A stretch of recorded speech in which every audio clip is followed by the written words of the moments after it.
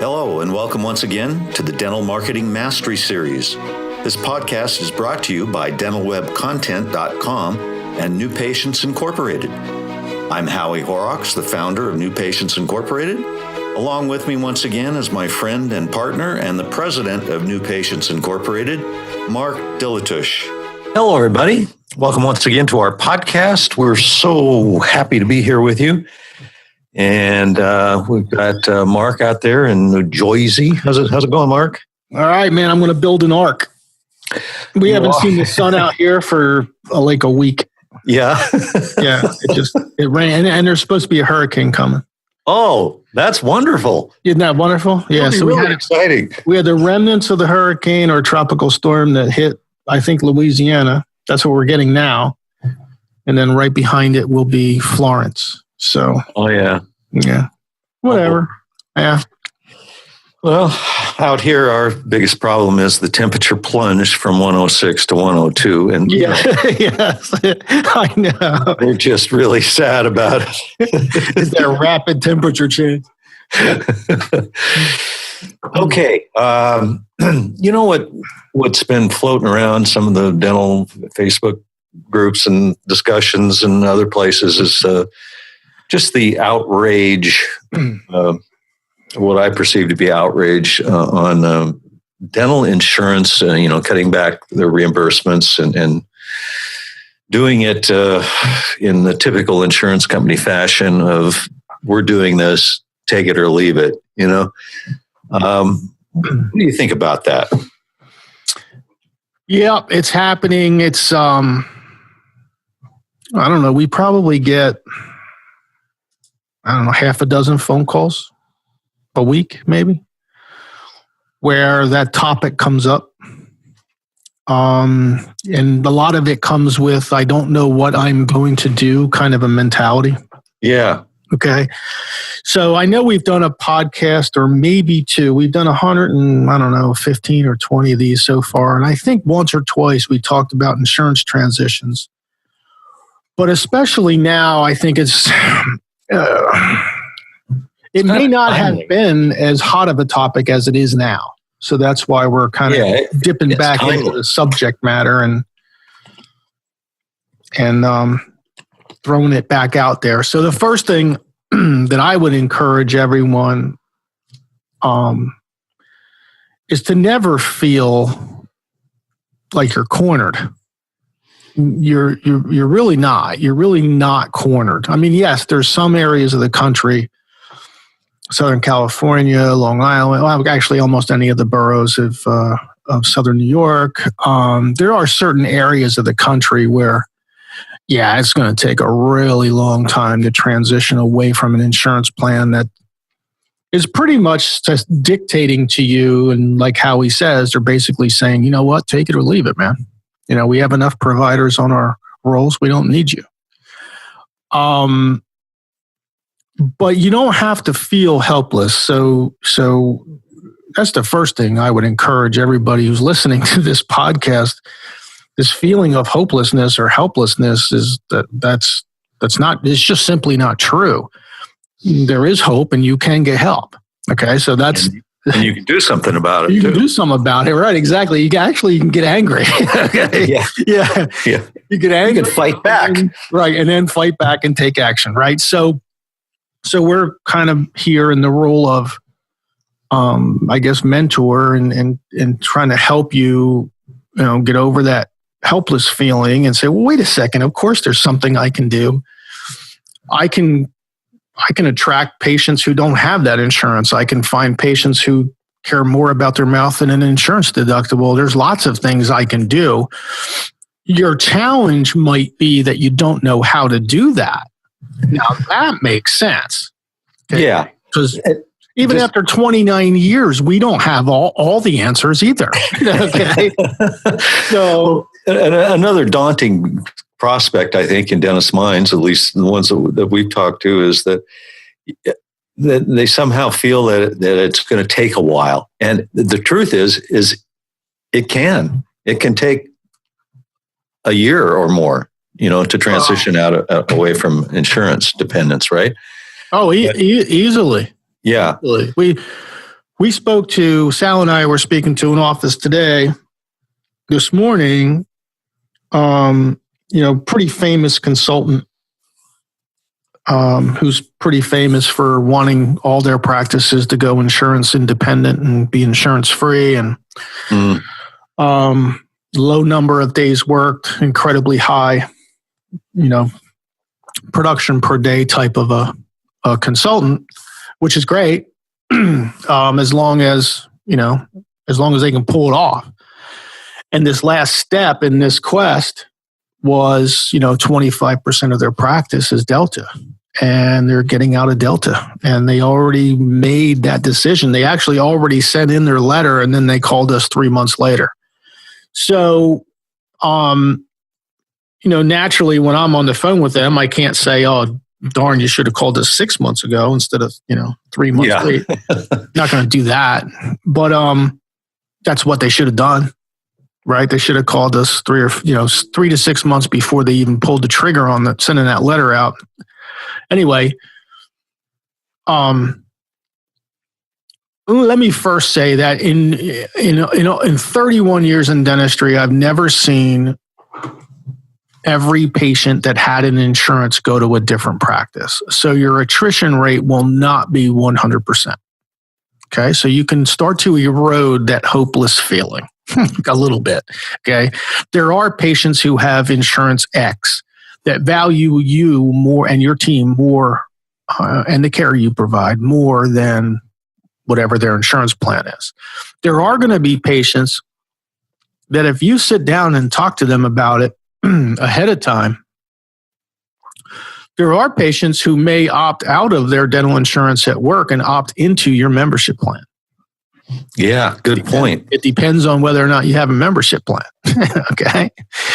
So there are definitely things that you can do to prepare for this type of a transition way, way, way in advance, like 3 to 6 months before you send that letter, right? While you're preparing, one of the things, and this is where we get involved, is you prepare a marketing plan, because replacing 25% of your patient base at most is, is not something that you're just going to happen into. It's not going to happen by luck. It's not going to happen just by throwing money at a problem. Okay. It has to happen with the right plan and the right execution of that plan, and the right application of the right budget amount. So all that stuff really needs to be calculated up front, so you know how to prepare. You know how to prepare mentally, intellectually. You also know how to prepare emotionally and certainly financially. Yeah, and your team has to be prepared too, because they're going to play a very big part in all of this.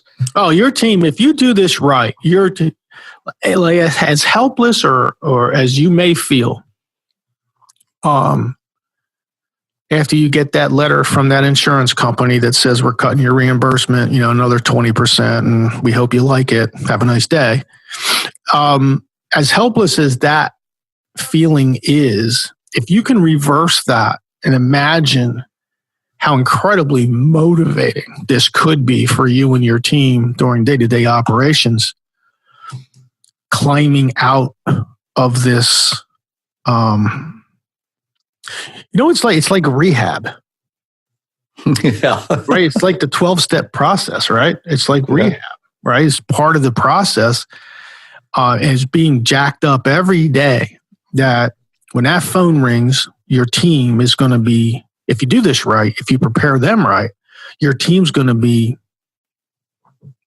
they're going to be so psyched when they get a new patient into the schedule that is not beholden to this insurance company, right? They're going to be paying extra attention to the way they answer the phones, how they have their conversations, where in the schedule they go, the things that they do with the patient to follow up, the extra little care and service that they provide each of these new patients. You watch what happens. If they're involved in this and you've involved them in a really good, beneficial way, they'll be on board with you. They'll be 100% behind you, because who in the office Really, seriously, who in the office thinks dental insurance is more of a pain in the butt? Yeah. Okay, than your team. Who likes dental insurance here? Raise your hand. Yeah, Okay. raise your hand. And none of them are going to raise their hand. Right, it's a pain in the butt because you're the dentist. You have to you get some questions about dental insurance. I'm sure you probably get accepted or rejected on a daily basis based on dental insurance. So there's an emotional toll on you, but step back for a second and look at your team, okay? Because those patients are asking them the same questions they ask you, but they got them first, okay? Right. They're not asking them any different questions than they're asking you. They're just asking a different person. So they're just as they hate dental insurance just as much as you do. And if you have somebody in your office, your financial coordinator, whoever handles your insurance claims, and I guarantee you they hate dental insurance. So, well, of course, I mean, the whole thing is a faulty premise to begin with. It's like, dental insurance is a coupon, right? It's a discount coupon. And but the patients don't know that. They expect it to cover everything. Of course, it doesn't. And when they find that out, who are they going to get mad at? Well, you and your team. Right, exactly. Right. They'll ruin your day. And they'll give you a bad Google review, and then you'll go home stressed, right? So yeah, we get it. We understand it. And it's not helpless. It's not hopeless. You can definitely prepare things to get out of this. I'm not even going to call it a mess, because I'll take the whole other side of this discussion and I'll say sometimes we recommend we recommend clients at least temporarily sign on with 2 or 3 plans, especially when they're opening up a startup or something like that, right? Yeah, just to get volume. Just to get bodies in the chairs.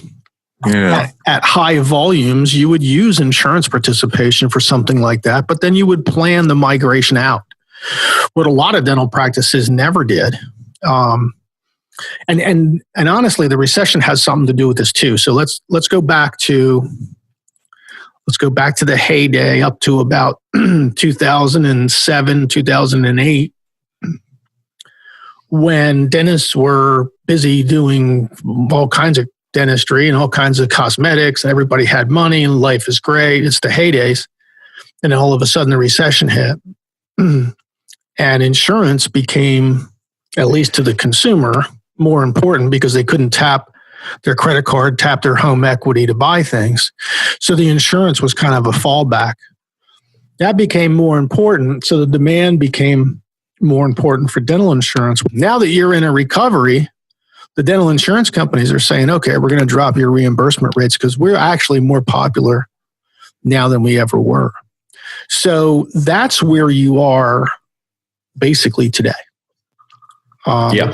Let's take a little break here and then we'll come back and talk about the transition process, okay? All right, don't go away. Hello, friends. Howie Horrocks here, talking about getting good online reviews for your dental practice.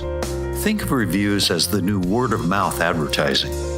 Studies show that 75% of the people looking to buy anything online check the reviews before making their decision. If you don't have reviews or you don't have enough good reviews, you aren't going to get chosen. The key to getting good reviews is simplicity. It has to be easy, simple, and quick for the patient, or they just won't do it. NPI's Crusader makes it easy for the patient and easy for the staff. In fact, the doctor and staff don't need to be involved at all. The Crusader software sends the patient an email or text shortly after they leave your office. No one in the practice has to ask the patient anything. The patient clicks to leave the review and it's done. Crusader does all the work for you automatically. Go to newpatientsinc.com and request a demonstration. It normally takes about 10 to 15 minutes. Oh, and unlike some review software products, Crusader will not hold your reviews hostage in some ridiculous attempt to keep you as a customer. Crusader reviews go directly to Google, Yelp, Facebook, and your own website, and they are yours forever. Check it out at newpatientsinc.com. All right, we are back talking about insurance transitioning Well, we've been talking about actually mostly about how it feels to be stuck in that situation. Yeah. And how to change that into a positive. And it's definitely going to come from you and your team, because there's nothing more rewarding. Well, one of the most rewarding things that can happen in a dental practice is the day you call the company and you say, I'm done. So as you're preparing for this, the key is to prepare. And the way you prepare is you count the number of patients that have this insurance plan, and you promote your practice, and you accumulate a number of patients that equals the number of patients on this insurance plan. And then you call the insurance plan and you say, I'm done. Here's my letter. Take me off your rolls. I don't need you. Now, doesn't that feel good? Doesn't that feel the opposite of helpless?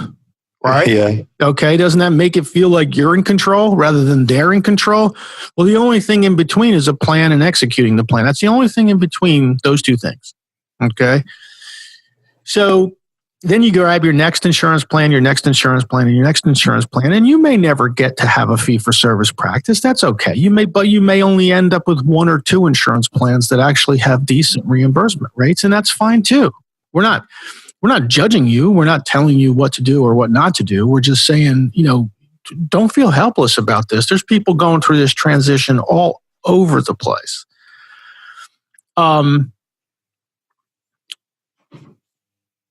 Once you've crossed off the first insurance plan on your list, you have a little team meeting. Your whole team gets together. You have some cake, maybe a candle or two. Somebody blows it out, probably the insurance coordinator. Maybe you go bowling, whatever activity you want to do as a team. There's an enormous celebration. And then you simply say, okay, the last insurance plan had 225 people on it. We have replaced those people. We are off of that plan. Yay. The next plan has 370 people on it. Tomorrow we go to work replacing those 370 people. Now, Howie said at the beginning of this podcast, this could take a year. It could take 3 years, 4 years, 5 years. Okay. Insurance participation it's going to sound terrible, but it's like crack. Right? One hit. And it becomes something that dentists get addicted to. Is the phone rings, patients come in. Okay, they're not, it's not the best reimbursement, but at least it's not an empty chair. Right? And they get hooked on it. And pretty soon they become real reliant on it.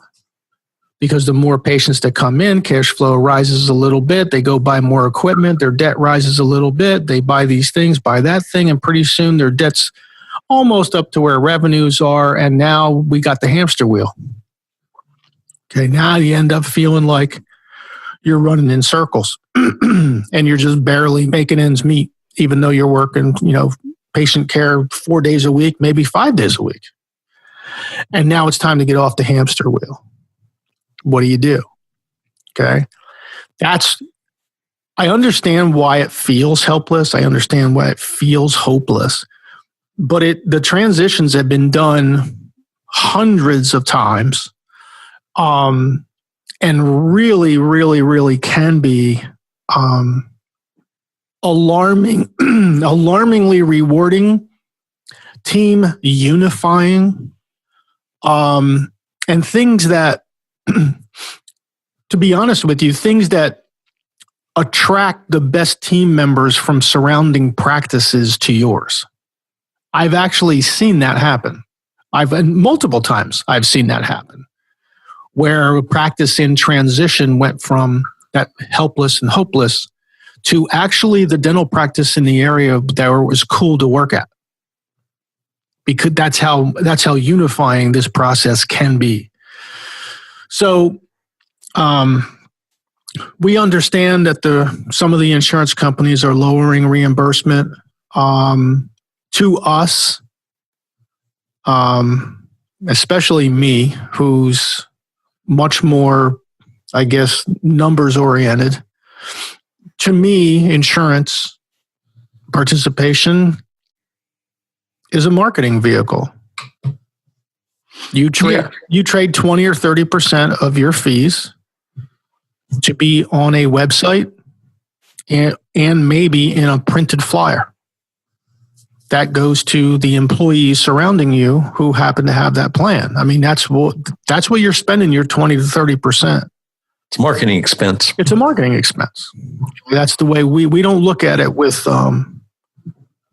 emotion, but people aren't rejecting us every day. Okay. So we don't have that emotional side. So if you're talking to people or listening to us speak, and it may sound like Mark and Howie aren't, feeling types of people. Well, people aren't rejecting us 10 times a day. They're rejecting you 10 times a day. Okay. Right. And that's where that helpless and hopeless feeling comes in. So we should title this Insurance Transitions Turn Hopeless into Hopeful, right? That's the way this should be titled. Yeah. Well, we good. I was just going to say, sort of the flip side of this is you can solve a lot of this these transition difficulties by, obviously you're going to have to change your marketing approach, right? And figure out how to attract patients who care more about their mouths than an insurance deductible. Now, those people are out there. They're in the top half of the dental market. Mark and I have talked about top half, bottom half for years. And that it takes a different approach than the old, you can get X amount off the first visit, or this offer or that offer. It requires a conscious targeting of a higher quality patient. Right. And that's true for anybody, whether it's our client listening to this, or you're a do-it-yourselfer, or even if you're using a different marketing company. This is true in any market. And for the dentists out there who don't believe it, I can almost guarantee you that if you tell me your address, I'll find a fee-for-service dental practice near you. Yeah. Okay. So it is possible. Not only is it possible, but it's probably sitting right in front of you. Okay. So that uneasy feeling, we would be hopeful with this podcast. Get rid of that uneasy feeling. Look at this for what it is. Line up your insurance plans from least to most. Least number of patients to most number of patients. Put that first one on your bulletin board. Have your team meeting. Promote your practice a different way. Bring in higher quality new patients to replace the patients who are on your insurance plan. And when you hit that number, whatever that first number is, call the insurance company or send them a letter as a team. You can even print it and frame it and stick it up in your staff lounge, right? Have your party. Next up, what's the next insurance plan? How many we have on those rolls? 193. Fine. Let's go. Let's market, promote. Let's replace those patients and then get off of that plan. Yeah. And in 2 or 3 years, you've arrived. And it'll be slow, steady, like the turtle and the hare, right? Slow and be the turtle. Okay. Don't be the hare, right? But you're going to be a dentist in 2 or 3 years anyway. Yeah. So there really isn't any hopeless or helplessness involved at all. It's just a plan. And you're just climbing out. That's right. That was basically the point of this podcast, to let everybody who is in that situation know, no, there's definitely a better way out there. Yeah. You can get out of the hole. All right. Well, thank you for listening. We're going to let you guys get back to your days now, and tune in again next week. We'll look forward to it. Bye now. We hope you've enjoyed our podcast today. You can find more podcasts on our YouTube channel, on Stitcher, and iTunes. Also on our websites, dentalwebcontent.com and newpatientsinc.com.